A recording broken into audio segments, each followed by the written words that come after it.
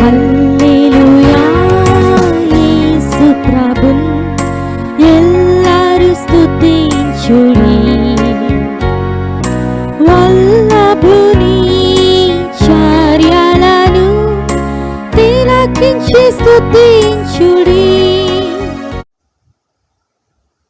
Praise the lord. దేవునికి స్తోత్రము కలుగునుగాక.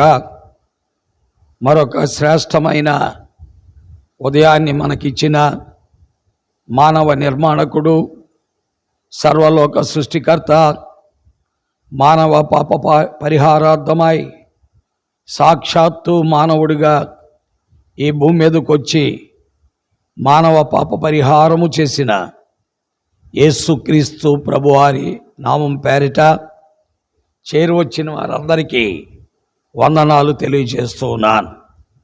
ఉదయకాలములో దైవ గ్రంథం బైబిల్ నుండి సామెతలు 4వ అధ్యాయము 25వ వచనాన్ని మనము చదువుకుంటాం.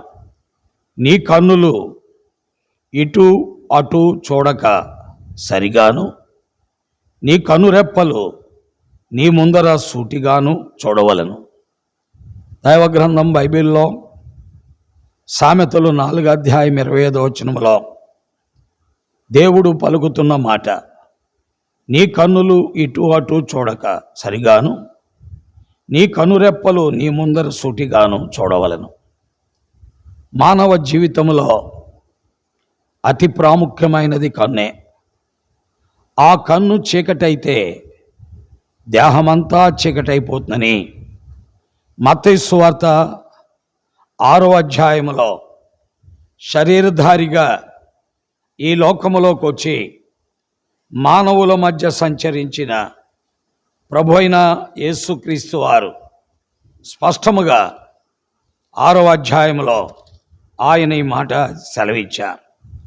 దేహమునకు 6వ అధ్యాయం 22వ వచనం, దేహమునకు దీపము కన్నే గనుక నీ కన్ను తేటగా ఉండినెడల నీ దేహమంతా వెలుగుమయమయుండును. నీ కన్ను చెడినదైతే నీ దేహమంతయు చీకటమయమై ఉండును. నీలోనున్న వెలుగు చీకటి అయి ఉండినెడల ఆ చీకటి ఎంత గొప్పదో. కాబట్టి దేహమునకు కన్నే వెలుగై ఉన్నది. ఆ కన్ను గనక చీకటి అయితే దేహమంతా చీకటి అయిపోతుంది. కాబట్టే పరిశుద్ధుడైన దేవుడు, మానవ నిర్మాణకుడైన దేవుడు, నీ కన్నులు ఇటు అటు చూడక సరిగాను, నీ కనురెప్పలు నీ ముందర సూటిగాను చూడవలెను. అనేక మంది యవనస్తులు వారి హృదయాలు పాడైపోటానికి, వారి ఆలోచనలు పాడైపోటానికి, వారి తలంపులు పాడైపోటానికి వారు కన్నే కారణము కాదా? వారు కంటితో చూచి హృదయములో తలంచి ఆలోచనలు కలిగి వారి యొక్క నడవడిక ప్రవర్తన దేహమంతా చెడిపోతూ ఉన్నది. అలాగున అనేక మంది యవనస్తురాండ్రు ఈనాడు భ్రష్టులైపోయారు, చెడిపోయారు, పాడైపోయారు, లేవలేని స్థితిలో ఉన్నారు. వారి జీవితాలు బాగు చేసుకోలేకపోతున్నారు. కాబట్టి ప్రియులారా, మన జీవితాల్లో ప్రభు యొక్క వాక్యము ఎంత విలువైనదో గ్రహిద్దాం. అందుకే ప్రభు అయిన యేసుక్రీస్తు వారు శరీరధారిగా ఈ లోకములోకి వచ్చి ఆయన స్పష్టముగా మత్తయి సువార్త 6వ అధ్యాయము 22-23 వచనాల్లో చెప్పారు, నీ దేహమునకు వెలుగు కన్నే. నీ కన్ను చెడిపోతే నీ దేహమంతా చీకటిమయమై చెడిపోతుంది. కాబట్టి ప్రియులారా, మన కన్నులను జాగ్రత్తగా కాపాడుకోవాలి.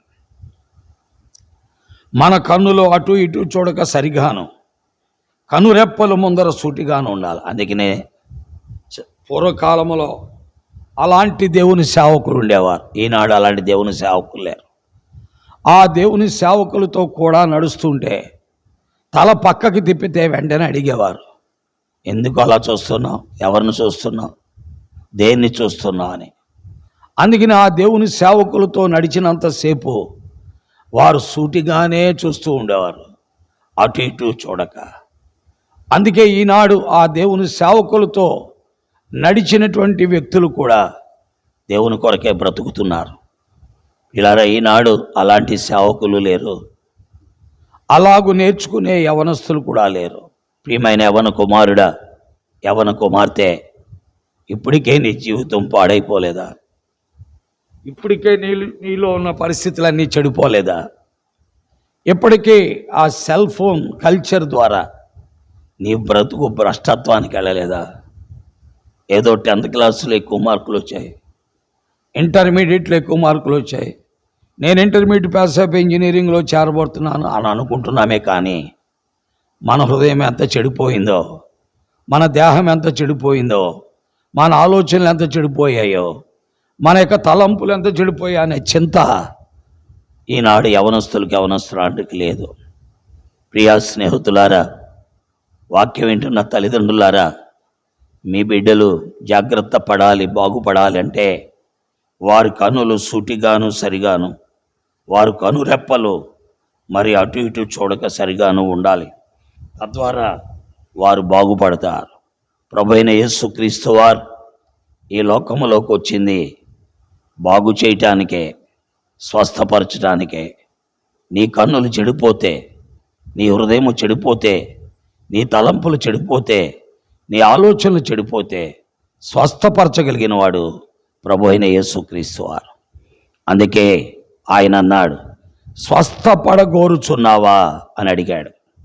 ఒక వ్యక్తిని యోహాను సువార్త 5వ అధ్యాయంలో శరీరధారిగా ఈ లోకంలోకి వచ్చిన యేసుక్రీస్తు ప్రభువారు స్వయంగా ఆ వ్యక్తి దగ్గరికి వెళ్ళి ఆ వ్యక్తితో యోహాను సువార్త 5:6లో స్వస్థపడగోరుచున్నావా అని అడిగాడు. ఈ ఉదయకాలంలో యవన బిడ్డలారా, వాక్యం వింటున్న ప్రియులారా, స్వస్థపడగోరితే యేసుక్రీస్తు ప్రభు దగ్గరికి వద్దాం. ఆయనే నీ కన్నులను, నీ హృదయాన్ని, నీ తలంపులను, నీ ఆలోచనలను బాగు చేయగలిగిన వాడు. దేవుడు ఈ మాటలు దీవించి ఆస్వాదించును గాక. ప్రార్థిస్తాం. ప్రేమ కలిగిన తండ్రి, పరిశుద్ధుడు అయిన నమ్మకమైన మా దేవా, నీ ఘనమైన ఉన్నతమైన నామం కొరకే మీకు వందనాలు. ఈ సమయంలో నీ పాదములతో వస్తున్నాం. నీ సత్యవాక్కు ప్రజల మధ్యలో ముద్రించి, వారి హృదయాలను తెరిచి, వారి తమ్మును తాము పరీక్షించుకొనుటకు నీ ఆత్మ వారి మధ్యలో పనిచేసి ఒప్పింపచేసి నీ యొద్దకు వచ్చుటకు సహాయపడమని యేసు దివ్య నామములో ప్రార్థిస్తున్నాం తండ్రి, ఆమేన్. Praise lord. అందరికీ వందనాలు. దేవుడు మిమ్మల్ని దీవించుగాక. చంద్రులారాయిలా దేవుని స్తుతించుడి, హృదయమును వెలిగించిన యేసుని స్తుతించుడి.